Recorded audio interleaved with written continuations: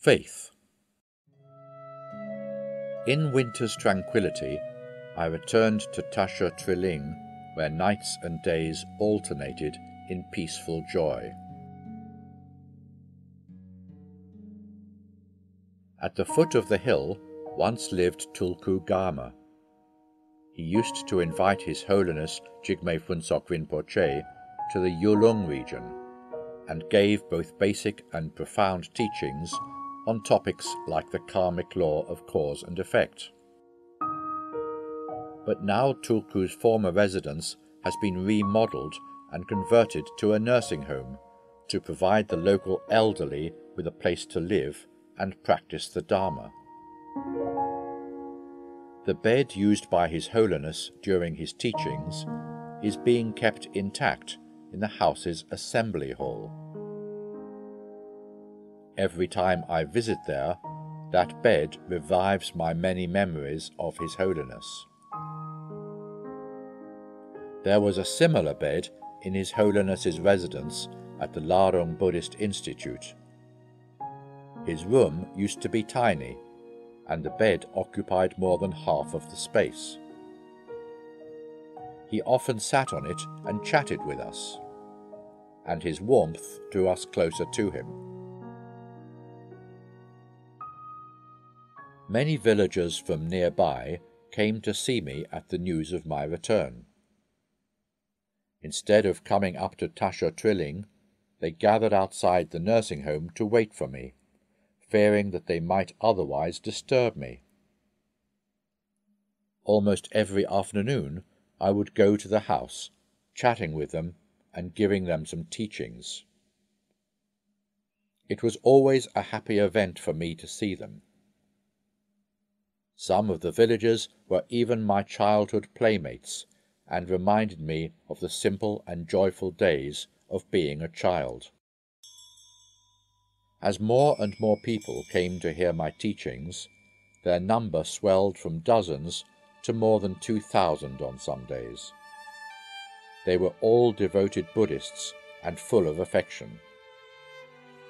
Reluctant to leave after my teaching, they often stayed on and stood at the roadside until I went out again to walk around the hill in late afternoon.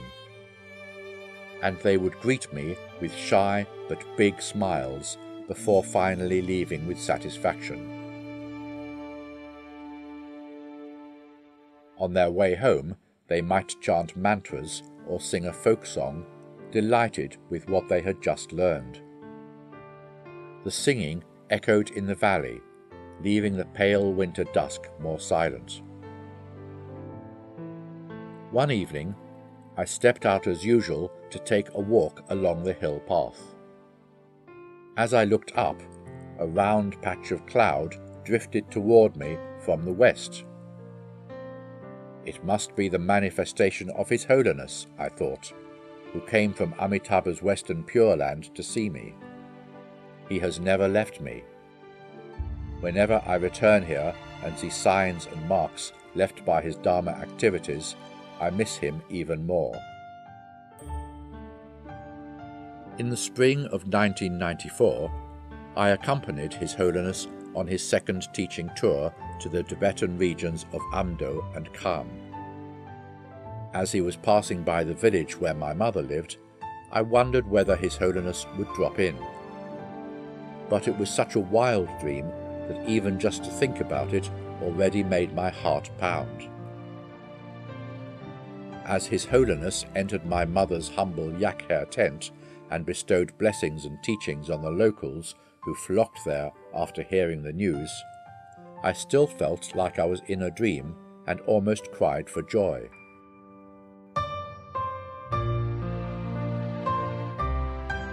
Life is indeed like an illusory dream, when nothing seems to stay the same. It has been 5 years since His Holiness's passing away. My mother's yak hair tent has also been replaced by a white stupa. It stands there against the backdrop of a long and ever-changing flow of time to remind people of a great being that was once here and taught. Slowly, as time goes by, this stupor will also disappear. But what will stay are our thoughts and gratitude to His Holiness.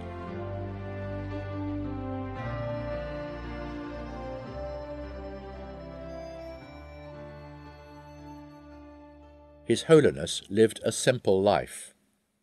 He never liked to wear socks and shoes, and he walked barefoot year-round.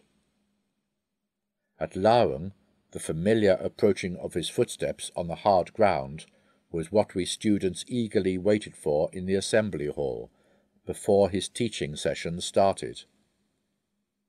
Even now, whenever I recall the scene, the sound of his quick, solid footsteps still resonates. His Holiness often gave away new clothes offered by disciples after having worn them once or twice. He also distributed all the monetary offerings made to him among Larung's monastic community. It is said that when he studied under his root Lama Thubga Rinpoche at Kyangma Ritro, on several occasions he offered all his humble belongings, including clothes, to Thubga Rinpoche. After the offerings, he had to borrow clothes from fellow practitioners until he had money again. Later, at Larung, together with his nun sister and niece, he sold all their belongings several times, except for Buddhist statues, scriptures, and bare necessities, to help the ordained residents. His Holiness did not like to wear hats either. He only wore one if it was required for Dharma ceremonies.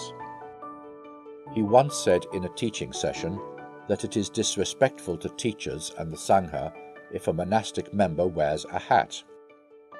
And if one really wants to wear a hat, he should only wear the small round kind worn by Padmasambhava. After His Holiness said so, everyone at Larung stopped wearing hats. The only exception was Amur Rabtok, a carefree monk. He went to get a tailor-made one in Padmasambhava's style and put it on whenever he went out, regardless of what others might say. Years later, he passed away in a sitting posture and manifested auspicious signs after death that indicated his spiritual accomplishment. This evidences the Dzogchen teaching that a practitioner can attain liberation purely through his faith in his teacher, provided the teacher he relies on holds an unstained lineage and has attained supreme realization. His Holiness is such a teacher, and we can fully entrust to him our happiness in this life and beyond. His Holiness tirelessly guarded every kind thought and deed of his students. In 1994, when Tasha Triling was just a vacant lot on the hillside of the holy Mount Hayagriva, he came and consecrated the site after he learned that we were planning to construct a Dharma center there. On another occasion, he asked us to write down our individual wishes. Some of us wished to go on a lifelong retreat. Some wished to teach and write as a way of disseminating Buddhism. I wrote that I would do my best to benefit all beings by way of spreading the teachings. When he read our wishes, His Holiness was satisfied. "You must keep your commitments," he said with a smile. "Even after I have left this world, I will come back to make sure you are fulfilling your promises." Since then, our lives have had a purpose, and we have been full of confidence, as we know His Holiness is watching, blessing, and guarding our every effort and achievement. His Holiness is a Buddha. A Buddha's mind is beyond what we can fathom. What we can see and feel about him is only a tiny drop in a vast ocean that encompasses all his wisdom and compassion. Many people participated in his final cremation ceremonies at Larung and witnessed the intactness of his heart in the burning fire. After the cremation, Vajra relics were found in the cremated ashes. Generally speaking, if a Buddhist practitioner keeps pure commitments and vows and practices diligently, he may achieve the stage of an arhat or bodhisattva. Even so, only Buddhist relics but not Vajra relics may appear after cremation as he passes away. In the Buddhist context, Vajra relics can only be found in the cremated ashes of a practitioner who has attained Buddhahood. It is thus neither an exaggeration nor a hypothesis to say that His Holiness is no different from any Buddha. If we have faith and pray to him fervently, we will obtain his blessings no different from those of any other Buddha.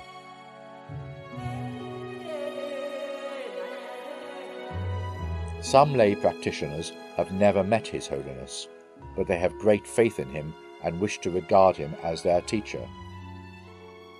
However, when they approached a certain teacher to ask whether they could do so, they received a negative answer.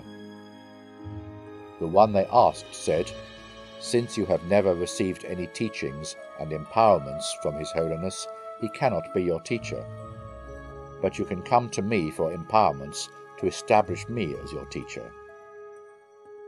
I was very sad to hear these words. It is a logical fallacy to assert that a teacher-student relationship cannot be formed if the two have never met. In our times, no Buddhist has ever met the Buddha Shakyamuni. But wouldn't it be absurd to say that the Buddha is not our teacher and we are not his students on the grounds that none of us has ever met him? In the history of Buddhism, there have been numerous cases in which practitioners realized the nature of the mind under the spiritual guidance and blessings of masters who had long passed away. The great Dzogchen master Jigme Lingpa, for example, lived several hundred years after the omniscient Longchen Pa. However, with extraordinary faith in Longchen Pa, Jigme Lingpa always prayed to him whenever he practiced. This allowed him to attain complete enlightenment, like his teacher, through the latter's blessings. And he is recognized by the Nyingma school as a lineage master of Dzogchen subsequent to Longchen Pa. Another example concerns Mipham Rinpoche and His Holiness. Although Mipham Rinpoche had passed away prior to His Holiness's birth, His Holiness had unflagging faith in Mipham Rinpoche. When he was in his teens, he recited Mipham Rinpoche's directly pointing to the nature of the mind 10,000 times, and the prayer to Mipham Rinpoche 1,000,000 times. After completing the recitations, he achieved realization of the great perfection.